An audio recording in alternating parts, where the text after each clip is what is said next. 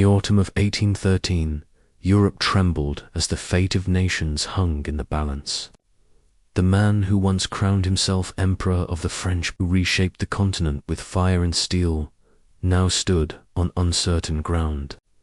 Napoleon Bonaparte, master of war, faced the greatest challenge of his career, a coalition of empires united against him, determined to break his power once and for all. The campaign in Germany would decide the future not only of Napoleon, but of Europe itself. It was here, on fields turned into oceans of mud and blood, that the dream of French supremacy met its reckoning. 2 years earlier, in 1811, Napoleon's empire stretched from the shores of Spain to the rivers of Poland, from the northern plains of the Netherlands to the burning sands of Egypt, held together by treaties, conquest, and fear. But his ambition pushed him further. In 1812, he led the Grande Armée into Russia, an army of more than 500,000 men, the largest Europe had ever seen. By the time he staggered back from the snows of Moscow, fewer than 1/10 remained. That catastrophe shattered the illusion of his invincibility. Across the continent, nations stirred from beneath the weight of French domination. In Berlin, Dresden, and Vienna, whispers turned to open defiance.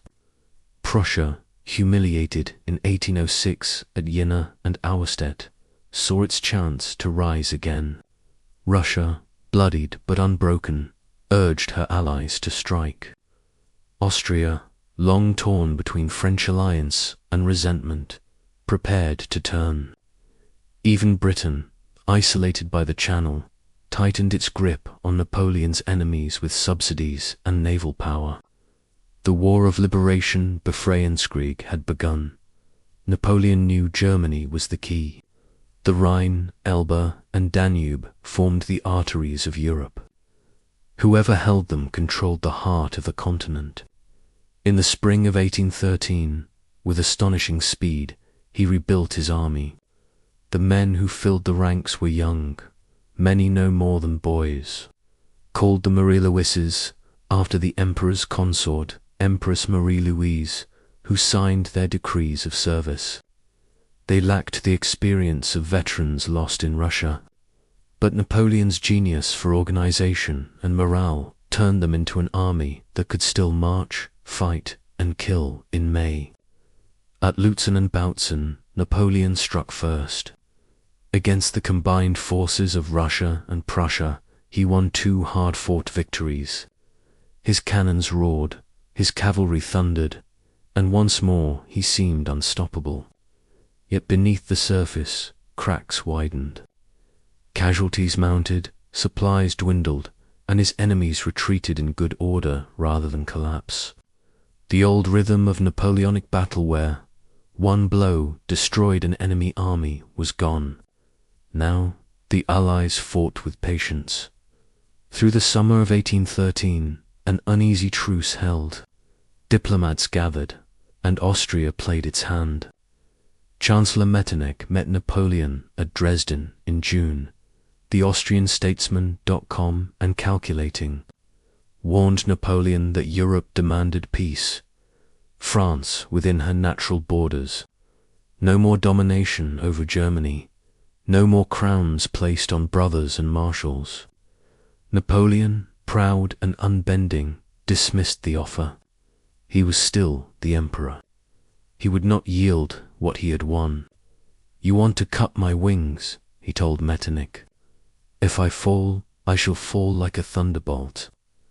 When the armistice broke in August, Austria joined the coalition. Now Napoleon faced not one enemy, but for great powers united: Austria, Prussia, Russia, and Sweden under the exiled French Marshal Bernadotte, who had turned against his old master. The Allies devised the Trachenberg Plan, a strategy not to fight Napoleon directly, but to avoid his main force and strike at his marshals. Wearing down his strength, the campaign became a dance of armies across the plains of Saxony. At Dresden, in late August, Napoleon displayed his brilliance once more. With only 120,000 men, he crushed an Allied army of nearly twice that size.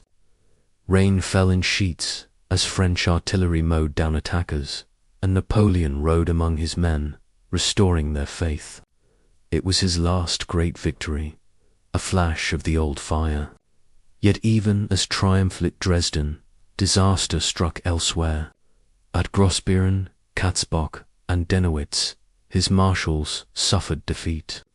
The coalition tightened its noose. By October, Napoleon concentrated his forces near Leipzig, a city of trade and culture in Saxony. There, nearly 500,000 soldiers gathered the largest battle Europe had ever seen. Later called the Battle of the Nations, Napoleon commanded 190,000 French and Allied troops. The coalition mustered 300,000 for 3 days, from the 16th to the 19th of October. The earth shook with musketry, cannonades, and cavalry charges.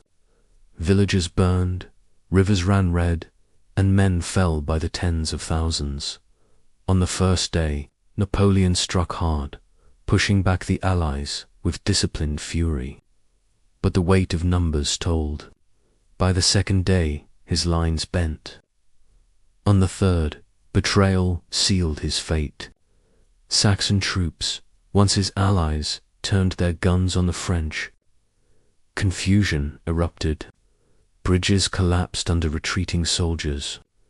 The battle is lost, Napoleon admitted, but the war is not. He ordered withdrawal, but even that was marred by tragedy.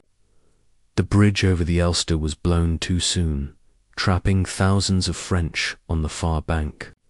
They drowned or were cut down as they tried to swim across. Napoleon escaped with the remnants of his army, but the dream of empire was broken.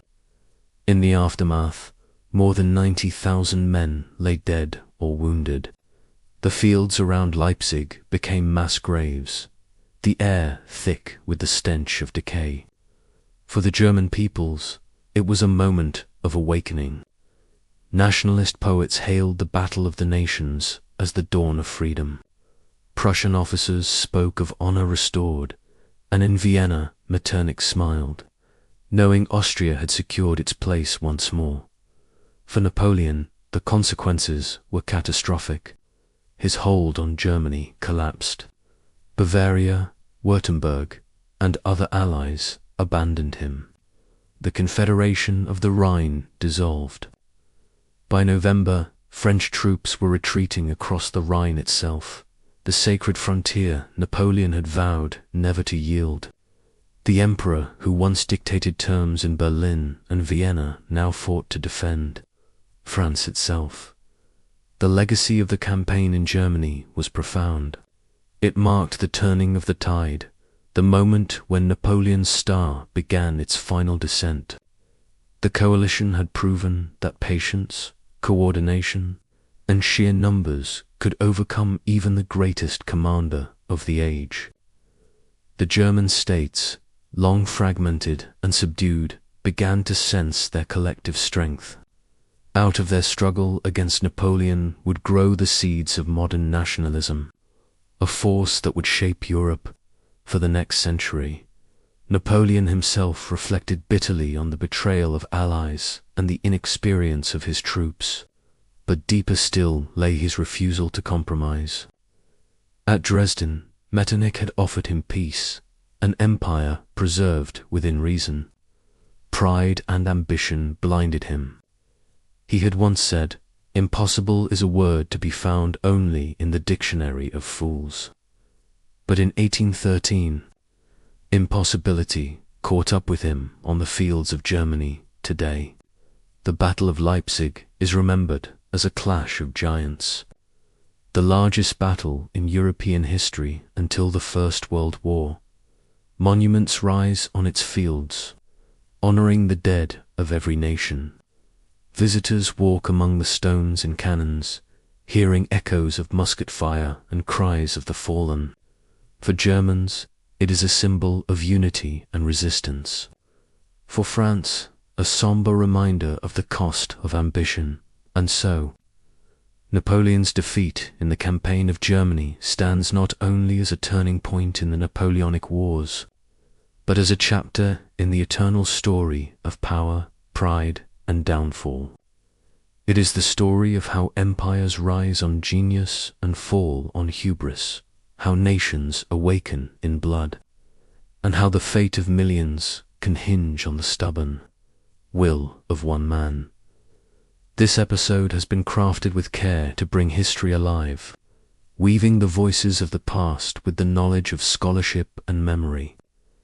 If you value the effort behind telling these stories in detail, with accuracy and depth, consider supporting this work.